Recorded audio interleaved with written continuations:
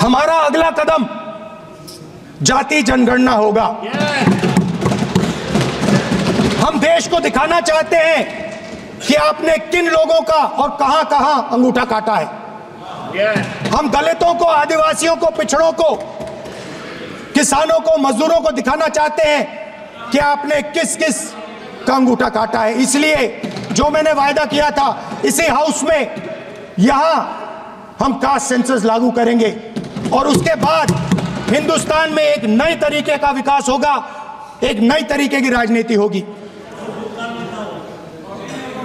जो मैंने पहले कहा था, जो आपको अच्छा नहीं लगता है, 50% रिजर्वेशन, उस दीवार को हम यहां तोड़ेंगे। 50% रिजर्वेशन की दीवार और जाति जनगणना हम यहां करा के दिखाएंगे। आपको जो कहना है कर लो, कह लो। दोनों सदन में जब तक भाजपा का एक भी सदस्य है, धर्म के आधार पर आरक्षण हम नहीं होने देंगे। इस संविधान विरोधी कुछ नेताओं को आरक्षण में चुनाव जीतने की फॉर्मूला दिखाई पड़ती है।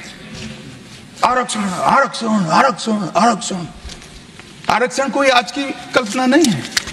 हमारे संविधान निर्माताओं ने की आर्टिकल 15 और 16 में SC, ST और OBC को आरक्षण का प्रोविजन किया गया है। मान्यवर, ये मूल प्रोविजन है, कोई नया नहीं है। इतनी जोर से आरक्षण आरक्षण आरक्षण कर कर छाती चौड़ी कर कर चिल्लाते। आज मैं बताना चाहता हूं कि कांग्रेस पार्टी किस प्रकार से आरक्षण विरोधी पार्टी है। मान्यवर, इनका कहना और करना दोनों अलग है। मान्यवर, आरक्षण के लिए नेहरू जी के उद्गार अंत में मैं बताऊंगा, परंतु OBC को आरक्षण देने के लिए 1955 में काका साहेब कालेलकर कमीशन बना। मान्यवर, इसका रिपोर्ट कहां है? दोनों सदन के रिकॉर्ड पर मैंने ढूंढा, कहीं नहीं, बुला दिया गया। क्यों? क्योंकि OBC को आरक्षण मिलता था। बैठिए बैठिए बैठिए ना, मैं प्रक्रिया बताता हूं। अर्ध सत्य नहीं बोलता हूं भाई। एक सेकंड, छिपा कैसे सकते हो? छिपा कैसे सकते हो? बाबा साहब आंबेडकर का संविधान है, देश में लोकतंत्र है, कैसे छिपाओगे? मान्यवर, कोई भी रिपोर्ट आता है, कोई भी रिपोर्ट आता है, अरे सुनो, कोई भी रिपोर्ट आता है उसको कैबिनेट के सामने रखना पड़ता है। फिर इस पर कार्यवाही जो की, उसकी रिपोर्ट के साथ संसद के सामने रखना है। सही कह रहे हैं, उन्होंने संसद में लाने की जगह पुस्तकालय में रख दिया। OBC का आरक्षण इन्होंने लाइब्रेरी में रख दिया।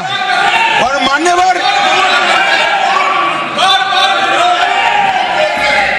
मान्यवर, अगर काका साहेब कालेलकर कमीशन का रिपोर्ट स्वीकार कर लिए होते तो 1980 में मंडल कमीशन की रिपोर्ट की जरूरत ना पड़ती। मंडल कमीशन का रिपोर्ट कमीशन ही इसलिए बनाया गया क्योंकि काका साहेब कालेलकर कमीशन का रिपोर्ट स्वीकारा नहीं, और 80 में मंडल कमीशन का भी रिपोर्ट आ गया, किसी ने इसका अमल नहीं किया। अमल कब हुआ? जब 90 में इनकी सरकार गई, तब अमल हुआ। और मान्यवर, तब तक मंडल कमीशन के रिपोर्ट को भी ठंडे बस्ते में डाल दिया गया। 90 में, अरे सुनिए मान्यवर,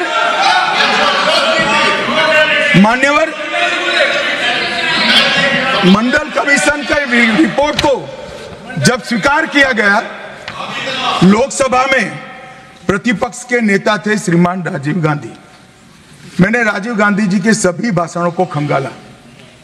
सबसे लंबा भाषण मंडल कमीशन के रिपोर्ट के विरोध करने के लिए किया है।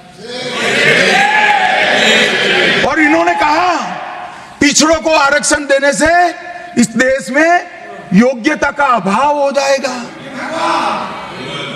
अब ये तो आपके विचार है।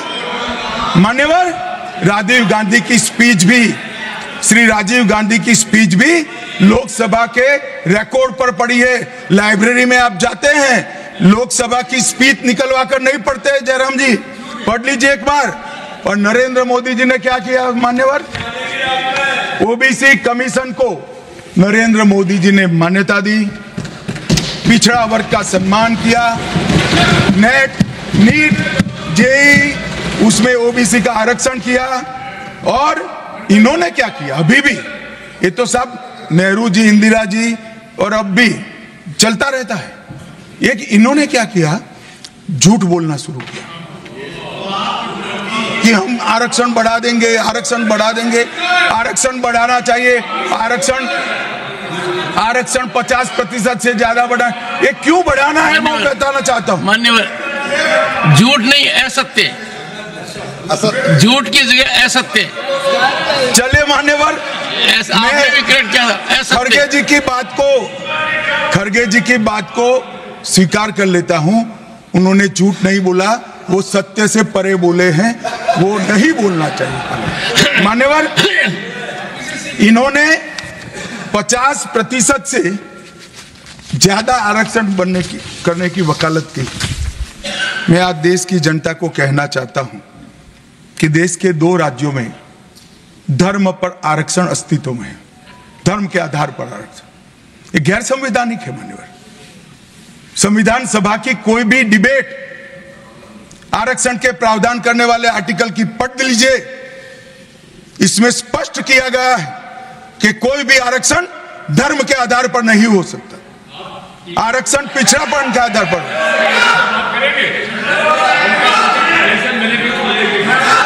मान्यवर, मगर दोनों राज्यों में जब कांग्रेस की सरकार थी तब धर्म के आधार पर आरक्षण दिया।